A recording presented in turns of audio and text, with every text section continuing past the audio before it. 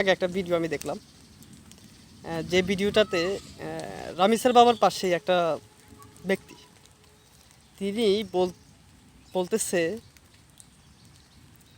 যে আপনার মতো আমার মেয়েকে এভাবে মারছে।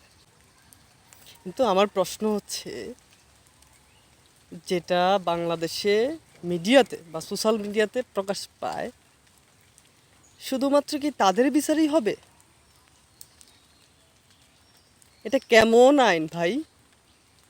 আসলে ভিডিওটা দেখার পর যে একজন বাবা, অর্থাৎ রামিসার বাবার যখন মেয়েকে হত্যা করছে ধর্ষণের পর, তখন মিডিয়া তোলপাড়, অথচ ওই পাশের ব্যক্তিটা আজ পর্যন্ত কেউ চিনেও না। তাই বলে কি তার কি মেয়ের বিচার হবে না?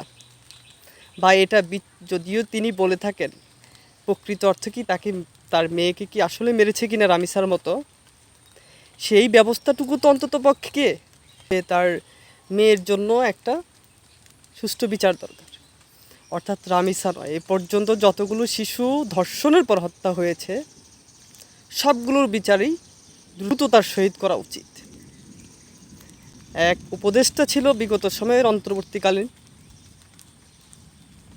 ওই ব্যক্তি কিন্তু তখন 90 দিনের মধ্যে একটি আসিয়া হত্যার বিচার করবে বলছে। বাট দুঃখজনক বিষয় হলো 90 দিনের আগে নির্বাচন হয়েছে, নির্বাচনের পরে তাকে আর খুঁজে পাওয়া যায়নি, এবং ওই বিচারটা এখনও পর্যন্ত আপিলে ঝুলে আছে। বাংলাদেশ তো সবচেয়ে দুঃখের বিষয় এটাই যে রামিচার পাশের ব্যক্তিটাকে আপনারা দেখুন এবং সে কি বলে সেটা শুনুন।